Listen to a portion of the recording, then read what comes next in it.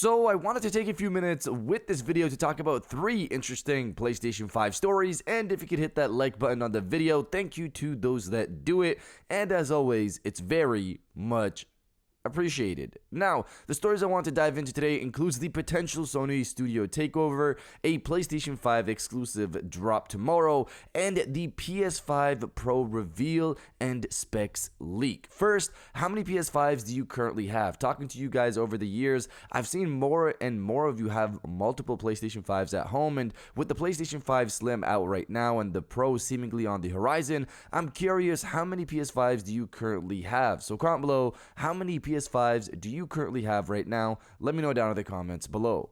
Now, diving into the first story of the video, PS5 exclusive drop tomorrow. So this is just a reminder that tomorrow we are getting the new DLC for God of War Ragnarok. It's an epilogue to the main story where Kratos must face the echoes of his past, which was showcased slightly in the trailer with the original trilogy's Cyclops out there ready to battle, and the old theme song from the original trilogy was just playing in the trailer as well. I hope that plays at various moments in this DLC because that is pure battle music, and I need that there. You guys can't tease it in the trailer and not have it in the DLC. I'm assuming it's there in the DLC, but it's a roguelite DLC for God of War, meaning you die and die again, and with each death you grow stronger to progress even further across the various stages. There are permanent and temporary upgrades. The permanent ones are the ones that make you stronger after every run, which is the norm for roguelite games. If you don't care about the story much, you don't need to have played the main campaign to jump into this, since Kratos' abilities and weapons are all maxed out for everyone from the get-go, so there isn't some transfer from the main campaign. There will be a narrative laid out here, so if you do care about the story, make sure you've finished God of War Ragnarok. This DLC also just focuses on you and Mimir. Atreus is not there anymore, as we know he's gone on his own adventure, which leaves me wondering if the ending to this DLC will hint towards what's next for the franchise, since all signs point towards either an Atreus spin-off title like a Miles Morales title, or we jump straight into the next Kratos adventure. Either way, I'm excited to jump into this tomorrow, so I'm looking forward to that. Before we get to the next story, we're almost at 100k, guys, so if you enjoyed the video so far and have been enjoying my videos, of course, hit that subscribe button. If you haven't done so yet, we're almost there. No shame in what just happened. It's all part of the process. Let's go again.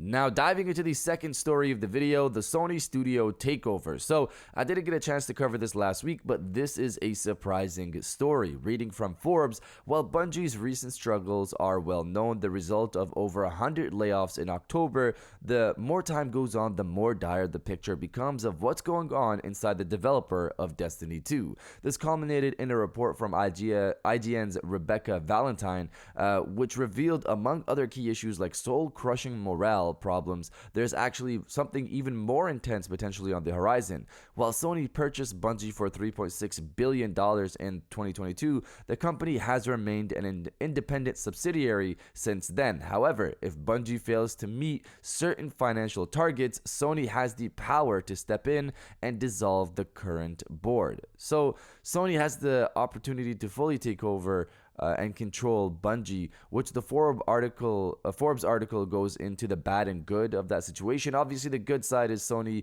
using their abilities of making great games and managing large productions like they have been already to help manage what's going on with Destiny and make sure full focus on Marathon is not disturbed. And the potential bad scenario is Sony apparently dissolves Bungie and they become a support studio for Sony's other first-party studios, which is a ridiculous outcome. I'm not sure why Forbes even mentioned that. Why would Sony take over and then say, hey, we're gonna just dismantle everything, forget everything, we're gonna shut down Destiny, let's dismantle everything and you guys just support. No, everybody's just gonna quit and then there's no studio there. It doesn't make sense. I don't even know why they mentioned that. But if Sony takes over, I would assume it would be to manage loss and see where they need to focus. Destiny is a huge project, a huge undertaking, which Forbes does acknowledge here, obviously. They release new content and expansions all the time.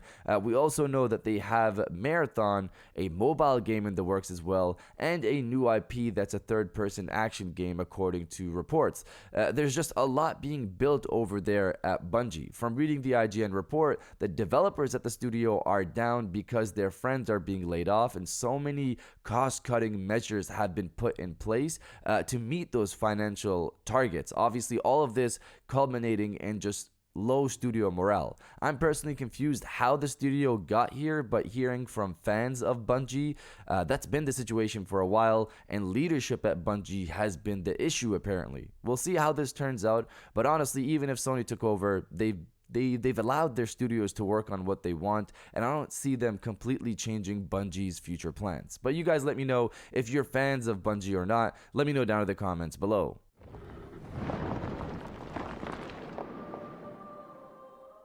And now diving into the final story of the video, the PlayStation 5 Pro Reveal Date and full specs leak. So obviously we're going to start this off by saying this isn't confirmed information, but it does fall around the time when we expected PlayStation 5 Pro specs to start leaking. Even Tom Henderson, the original person who reported on all of this, the PlayStation 5 Pro, made this point again today when asked about this new supposed leak. He stated, "I can't comment on other people's leaks because I don't know. Internally, Sony is expecting full specs to leak this month because of dev kit distribution to third-party studios. So as for the specs, I'll keep it simple and focus on the larger aspects of this leak.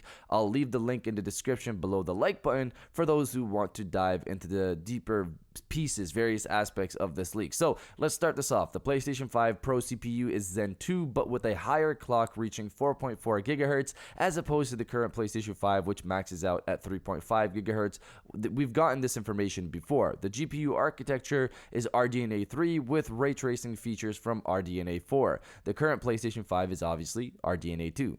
The new GPU, according to this supposed leak, has a clock of 2.0 gigahertz, which is slightly lower than the 2.3 gigahertz of the current PlayStation 5. So I'm not sure how much that impacts, but you also have to take in that this new PlayStation 5 Pro has 56 active compute units, while the current PlayStation 5 has only 36. The supposed leak states that the focus of the PlayStation 5 Pro includes three things, stating Trinity, which is the code name, is the culmination of three key technologies: fast storage, hardware accelerated compression and decompression, and already existing key technology for the PlayStation 5, accelerated ray tracing and upscaling. So we've heard from previous rumors / reports that the PlayStation 5 Pro is going to have improved memory and accelerated ray tracing, but dedicated upscaling tech is something new. But it makes sense considering what AMD has been trying to do with FSR, which we've talked about on the channel before many times. So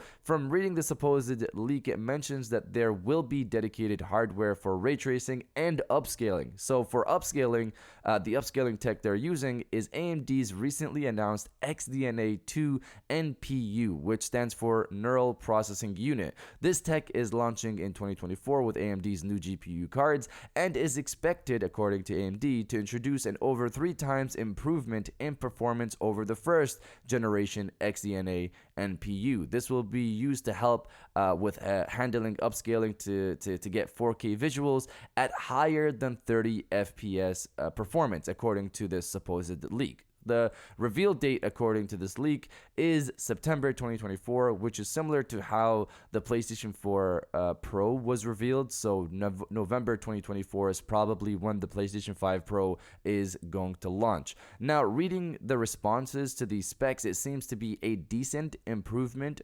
over the current PlayStation 5 specs-wise, but the mystery here is how the dedicated ray tracing and upscaling tech will improve the performance even further. That's the unknown. That's where people don't know how much is this going to actually improve over the current PlayStation 5? How well is the ray tracing tech, the hardware dedicated ray tracing tech, and the dedicated upscaling tech, how much performance gain is that going to give us? We don't know. I'm excited to hear more of what developers will eventually say about the PlayStation 5 Pro via leaks like we've seen in the past with hardware. But you guys let me know if you're excited for the PlayStation 5 Pro or not. Let me know down in the comments below. And if you guys did enjoy this video, please hit that like button. As it always helps, and subscribe if you're new. I got new videos every Monday, Wednesday, and Friday. And now I'll check you guys out on the next one. And welcome back to the after show. This is the part of the video where we have a little fun down in the comments below. If you're old, welcome back. If you're new, welcome. For today's thing, what I want you guys to do is to body, obliterate, destroy, and overall harass the comment section with Ready for the Pro. I'm excited for the PlayStation 5 Pro and whatever leaks that come out. If you are as well, destroy the comment section with Ready for the Pro, and I'll definitely heart those comments like I always do because I appreciate everybody who stays to the end of my videos. And now, I'll check you guys out on the next one.